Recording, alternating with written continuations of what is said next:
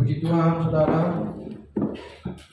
Saya percaya kita terpelihara oleh Tuhan sepanjang minggu yang kita telah jalani. Sekalipun ada banyak ujian-ujian kecil yang kita hadapi, apakah itu melalui masalah kesehatan kita, sedikit masalah harapan kita yang belum sampai, yang belum terwujud.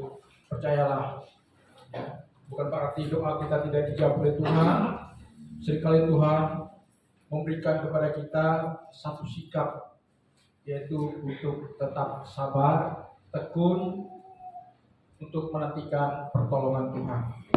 Nah, hari ini, saudara, saya akan berbicara satu perkara sesuai dengan tema atau sesuai dengan nama jemaat gereja kita, yaitu Gereja Bethel Indonesia Jemaat HOR. HOR artinya kepanjangannya adalah H-nya adalah house, R-nya adalah restoration atau restorasi, S-nya adalah sosok. House itu artinya rumah, restoration artinya restorasi, pemulihan, perubahan buat kita. Jadi inilah visi daripada gereja. Kehadiran gereja tidak lebih daripada ini, yaitu kehadiran gereja, kehadiran Yesus adalah untuk membawa pemulihan sejati. Pemulihan apa, saudara? Itu pemulihan hubungan kita dengan Tuhan, membawa kita kembali kepada rancangan Tuhan yang semula. Karena Tuhan sudah menetapkan kepada kita, Dia tidak menghendaki satupun di antara kita yang binasa, sekalipun kita sudah terjerumus ke dalam perbuatan dosa. Tetapi rancangan Tuhan itu tidak akan pernah gagal, karena ketetapannya sudah jelas dan final, tidak bisa diganggu-gugat, bahwa kita, umat manusia, sekalipun berdosa, tapi ketetapan Tuhan buat kita adalah Dia tidak menghendaki satupun di antara kita yang binasa masuk dalam hukuman kekal. Pertanyaannya adalah, kenapa neraka diciptakan, tempat hukuman diciptakan? Itu karena pilihan, akibat daripada manusia keluar daripada ketetapan Tuhan, sehingga dampaknya, akibatnya adalah penghukuman Tuhan. Nah, hari ini saya akan beri tema hari ini adalah hidup yang dipulihkan. Dan kita ambil dari 2 Tawarik pasal 7 ayat 13 sampai dengan ayat 14. Ya, kita baca ayat ini. Saya ulangi lagi, 2 Tawarik pasal 7 ayat 13 sampai dengan ayat 14. Saya bacakan buat kita. Bila aku menutup langit sehingga tidak ada hujan, dan bila mana aku menyuruh belalang memakan habis hasil bumi, dan bila mana aku melepaskan penyakit sampar di antara umatku, dan umatku yang atasnya namaku disebut merendahkan diri, berdoa dan mencari wajahku, lalu berbalik dari jalan-jalannya yang jahat, maka aku akan mendengar dari sorga dan mengampuni dosa mereka serta memulihkan negeri mereka. Ada satu kata yang sangat spesial, yaitu berkaitan dengan kata di dalam nama jemaat kita, itu restorasi atau pemulihan. Tuhan mengatakan, manakala kita yang atasnya Tuhan kita puji, kita merendahkan diri, berdoa, mencari wajah Tuhan, berbalik dari jalan-jalan yang jahat, Tuhan mengatakan, aku mendengar dari surga dan mengampuni dosa kita serta memulihkan negeri mereka. Perhatikan kata pulih, kata restorasi, kata restoration, itu artinya mengembalikan posisi kita seperti semula. Contohnya, seorang yang bertikai, ketika diadakan semacam rekonsiliasi, maka terjadilah yang namanya restorasi atau pemulihan hubungan. Tadinya bermusuhan, karena ada rekonsiliasi, maka berakibat kepada restorasi, pemulihan hubungan, dan mereka menjadi berdamai dan bersahabat kembali. Kata pulih juga berarti ya, seperti semula, sehat, baik. Misalnya orang yang tadinya habis sakit lumayan keras menjadi sehat seperti semula. Seperti saya 2 minggu sakit, ya sekarang sudah pulih seperti semula. Haleluya. Jadi kata pulih di sini juga berarti kita yang tadinya bentrok dengan Tuhan, bukan berarti Tuhan mengusir kita, tapi kita bentrok dengan Tuhan karena kita memilih jalan yang tidak Tuhan hendaki. Tetapi ketika Tuhan datang melalui peristiwa Natal yang kita kenal dengan kelahiran Yesus Kristus, dan barang siapa yang percaya kepadanya, maka kita dipulihkan hubungan kita dengan Tuhan. Kita kembali ke rancangan Tuhan yang semula, yaitu supaya kita selamat dan ada di dalam kebersamaan dengan Tuhan. Ini kata pulih ya. Sedangkan kata umatku tadi dalam ayat yang kita baca tadi merujuk kepada jemaat Tuhan seperti kita ini. Seperti kita, saudara-saudara. Karena tadi dikatakan dan umatku katanya ya. Ini berbicara jemaat Tuhan, jemaat GPI Horsoso yang hadir di ibadah raya pagi ini. Lalu ada kata yang atasnya namaku disebut, ini berbicara tentang pujian, penyembahan, pengagungan kita kepada Tuhan yang kita proklamirkan melalui bibir mulut kita. Makanya saya kalau kita memuji Tuhan, lalu kita menyembah Tuhan, saya kadang-kadang noleh ke rumah. Adakah jemaat yang ambil bagian dalam pujian dan penyembahan? Ya. Banyak orang yang ibadah jaim-jaim, ya. Orang menyanyi dia diam. Padahal ada teks tertulis di depan kita ya. Nah ini bukti bahwa kita kurang mau memproklamirkan iman kita melalui mulut kita, saudara. Sedangkan Alkitab berkata, umatku yang atasnya namaku disebut, siapapun kita, kalau kita sudah menjadi umat Tuhan, jemaat Tuhan, maka kewajiban kita, tanggung jawab kita adalah kita harus memuja Tuhan, memuji Tuhan, menyembah Tuhan. Tidak dengan sikap berdiam diri, tetapi dengan ekspresi tubuh disertai dengan lantunan suara yang keluar dari bibir mulut kita. Ini karena Alkitab mengatakan sebab dengan hati orang percaya, dengan mulut orang mengaku dan diselamatkan. Bayangkan pengakuan mulut kita ini berdampak kepada janji keselamatan yang kita akan terima. Bayangkan kalau kita punya iman tapi kita tidak bersedia memproklamirkan iman kita melalui ucapan bibir mulut kita, berarti tanpa kita sadari kita sedang menyangkal keberadaan iman kita. Karena iman tanpa perbuatan melalui ucapan bibir mulut kita itu adalah sebuah tanda bahwa kita sebenarnya bukan seorang beriman yang sungguh-sungguh. Kemudian ada kata lagi merendahkan diri. Perhatikan, kata merendahkan diri di sini adalah ada kesadaran. Ada kesadaran akan kekurangan diri kita, ada kesadaran akan keterbatasan diri kita sebagai anak manusia, ada kesadaran akan kelemahan kita sebagai anak manusia. Karena itu kita tidak perlu sombong, kita tidak perlu tegak tengkuk, dan kita tidak perlu keras hati sebenarnya.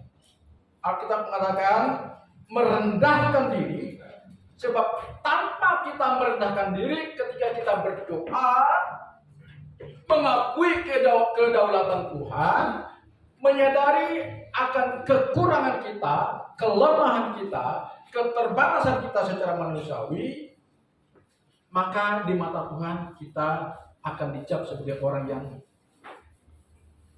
sombong, yang Tuhan katakan, kamu ini sepertinya kurang sungguh-sungguh mau mempercayakan aku. Kamu ini aku lihat kita Tuhan sepertinya kamu lebih lebih pede atau pede percaya diri akan kemampuan dirimu, padahal aku tahu engkau adalah makhluk yang penuh dengan kelemahan dan kekurangan, yang seharusnya engkau jangan sombong dengan kekurangan dan keterbatasanmu. Seharusnya engkau harus menjadikan aku sebagai andalan. Jadi Bapak Ibu Saudara yang saya kasihi, kalau kesadaran ini masih minus, masih kurang pada diri kita, itulah yang menyebabkan banyak orang terus berputar dalam dosa-dosa kesombongan dan keras hati. Kemudian ada kata berdoa, ada kata mencari wajahku dalam ayat yang ke-14 tadi. Ini berbicara tentang keintiman dengan Tuhan. Berdoa, mencari wajahku. Perhatikan ada dua kata yang artinya mirip sinonim, tapi ada perbedaan di sini. Berdoa tanpa ada kerinduan kita untuk intim dengan Tuhan. Doa kita sebatas sebagai doa agamawi. Kita tidak beda dengan doa orang Islam. Kita tidak beda dengan doa orang-orang penyembah berhala. Kalau kita tidak ingin akan intim dengan Tuhan melalui melihat wajah Tuhan, mencari wajah Tuhan. Sama saya minta maaf di sini bagi orang yang sudah menikah, ya. Berdoa mencari wajah Tuhan, berbicara tentang keintiman, ya. Sebagaimana seorang suami dan istri kalau dia tidak pernah melakukan keintiman, ya bagaimana? Itu tidak mungkin, saudara-saudara. Ya. Jadi semakin kita berdoa, mendekatkan diri kepada Tuhan, maka muncullah keintiman. Tuhan mendekap kita, kita mendekap Tuhan, sehingga ketemu face to face, muka demi muka. Itu yang dimaksud dengan keintiman. Sama seperti seorang yang sudah pengantin baru misalnya, ya.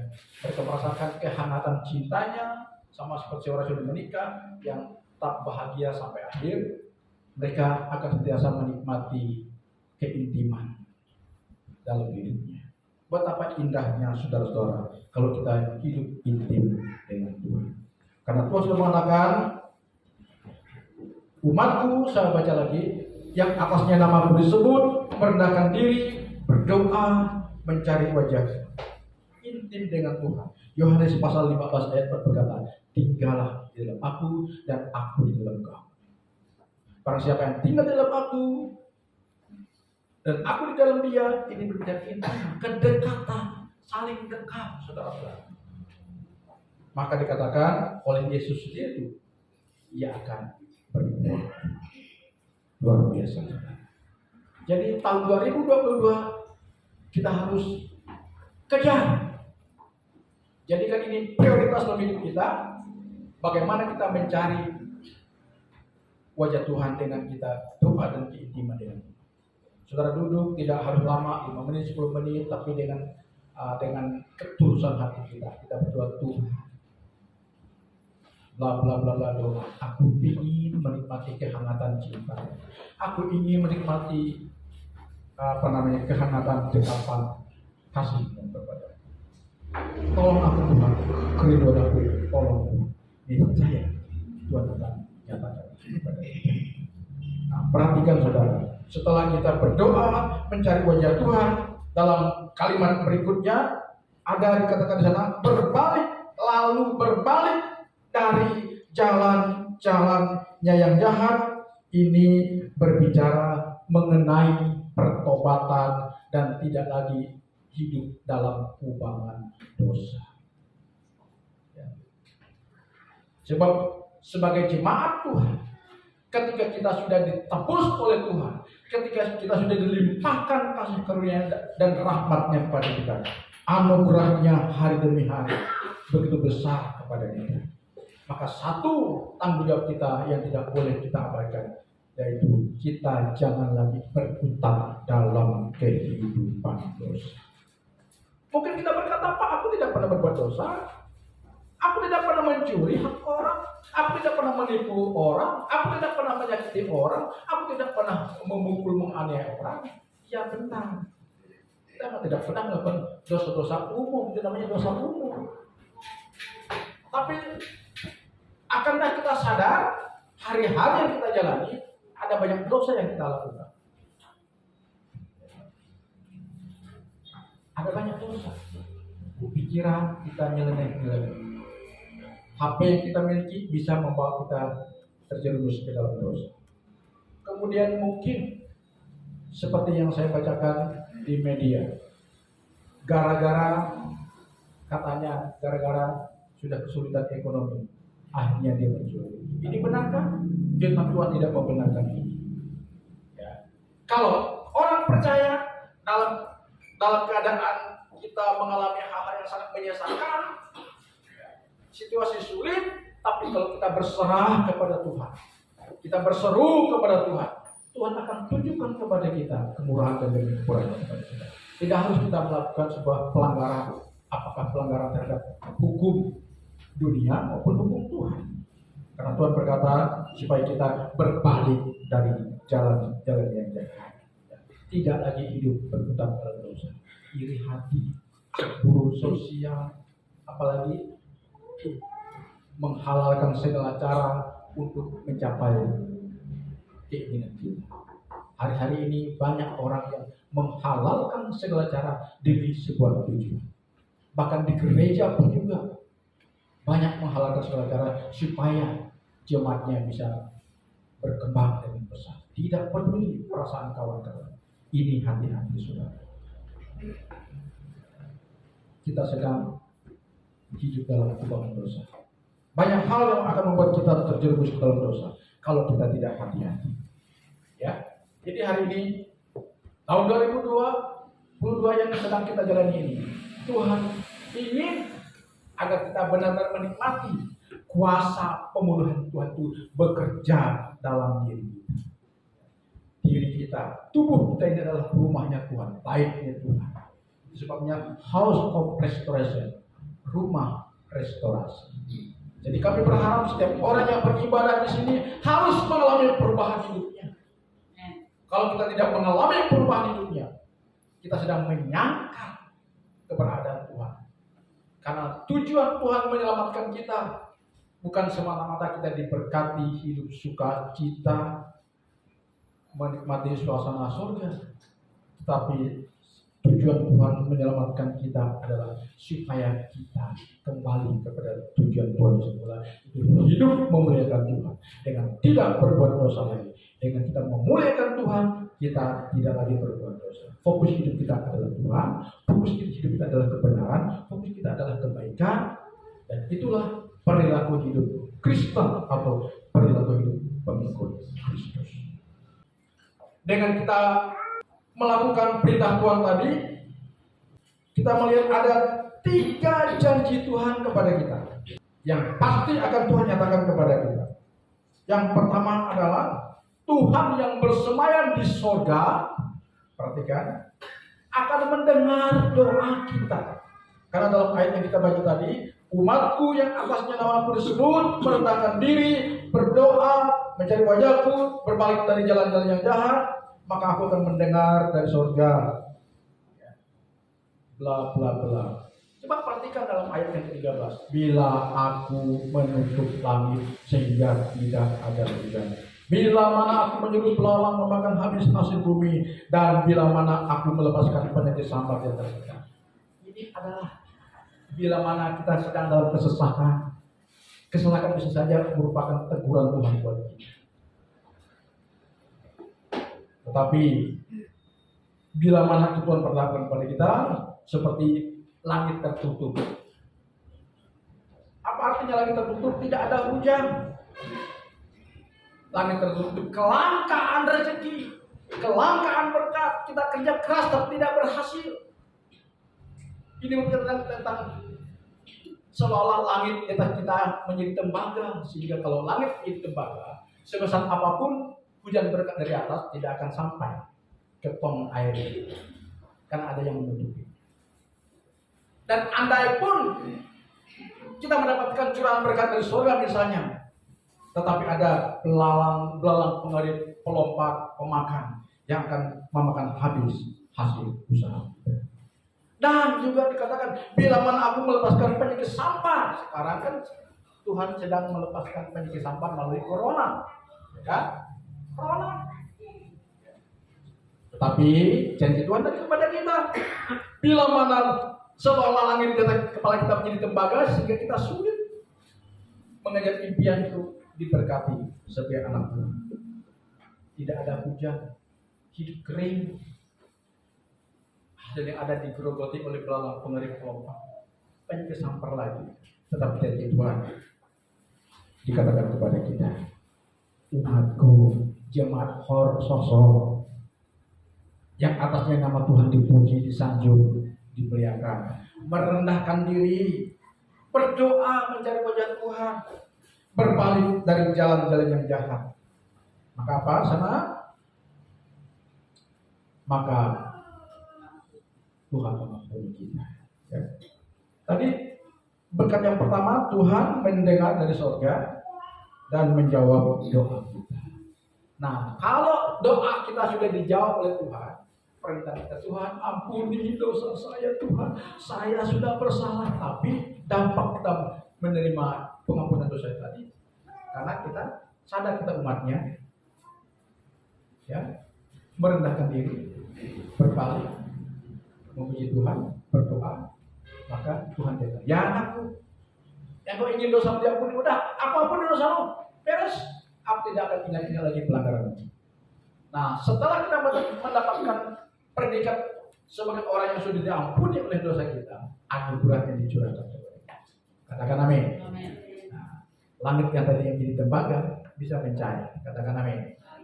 Tadinya kita kelakkan pergi berkat seperti kita mengalami kemarau yang luar biasa, ya, itu akan Tuhan katakan berkat-berkatnya kepada kita. Ya. Kalau Tuhan sudah mendengar dari surga, maka pertama Tuhan jawab adalah aku mengampuni dosamu. Amin. Ya kan? Karena itu jangan dulu minta berkat Tuhan kalau berdoa. Mintalah belas kasihan Tuhan, mintalah pengampunan Tuhan, mintalah kasih karunia-Nya. Jangan langsung minta berkat, jangan langsung minta pertolongan. Sebab kalau poin pertama kita sudah mendapatkan predikat orang yang sudah diampuni dosa kita, karena doa kita sudah didengar oleh Tuhan, maka yang lainnya akan menyusul. Ya, katakan amin. Amin. Apa yang lainnya? Memulihkan negeri mereka. Kata memulihkan negeri, kata negeri ini, kata pulih tadi sudah saya sampaikan. Kata negeri ini merujuk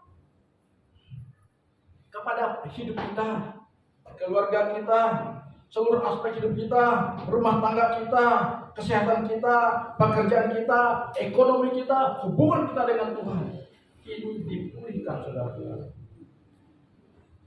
Jadi kata pulih di sini bukan hanya satu sisi, tapi seluruh aspek hidup kita itu dipulihkan, step by step, langkah demi langkah kita akan mengalami pemulihan.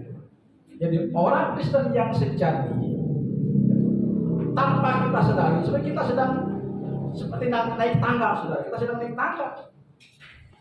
Ya, kan? Naik tangga itu dari tangga pertama, kedua, ketiga, keempat, kelima. Grafik kita begini,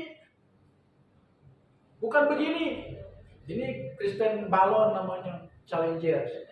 Ya. Naiknya cepat, meledaknya juga cepat. Ya kan? Tapi kalau Kristen yang berproses seperti naik tangga, tapi grafiknya naik. Capek nggak naik tangga yang anak tangganya beratus-ratus? Saya pernah mendaki di Bukit Kelam, yang tangganya begitu banyak sampai ratusan. Ngus-ngus nafas kita. Tapi setelah kita sampai di puncak, apa yang kita nikmati? Luar biasa. Sekalipun ngos-ngos, kita ada pemandangan yang begitu indah, udara yang segar. Jadi itulah perjalanan hidup kekristenan. Jika kita siap mengalami proses yang sangat berat dan menyakitkan, tapi terus membawa kita naik. Ketika kita sampai di puncak, itulah yang namanya kita menikmati keindahan hidup. kemenangan di dalam Tuhan. Sehingga kita mau berkata bersama Yesus, hidup ini indah. Ya. Mari hari ini saya tidak akan panjang.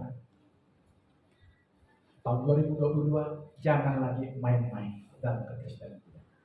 Yang setuju katakan amin. Jangan jadi orang Kristen biasa, tapi jadilah orang Kristen yang luar biasa. Walaupun kita pribadi yang biasa, tapi Tuhan akan jadikan kita pribadi yang nantinya luar biasa. Katakan amin. Jadi kalau kita hidup dalam perkenanan Tuhan, anugerah Tuhan dilimpahkan kepada kita, pemberdayaan Tuhan dinyatakan kepada kita. Kita akan dari pribadi yang biasa akan diubah menjadi pribadi yang perkasa dan luar biasa. Kita akan terkagum-kagum melihat karya Tuhan kepada kita. Jangan berkutat kepada kekurangan dan kelemahan kita. Jangan menyesali dari mana kita ada, latar belakang kita. Tapi mari sekarang kita fokuskan untuk mencari Tuhan. Katakan amin. Sebab jika kita mencari Tuhan, janji Tuhan kepada kita, pemulihan yang sejati akan Tuhan lakukan. Sekalipun dunia bergolak, mungkin ekonomi akan mengalami kesulitan, tapi percayalah janji Tuhan kepada kita. Kita akan mendapatkan pembelaan dari Tuhan yang tidak akan kita peroleh dari pihak manusia, bahkan dari negara. Tuhan akan menyatakan kepada kita, anakku, hidupmu sudah ada di dalam jamianku. Lu tidak perlu kuatkan iman. Katakan amin. Mari kita berdiri.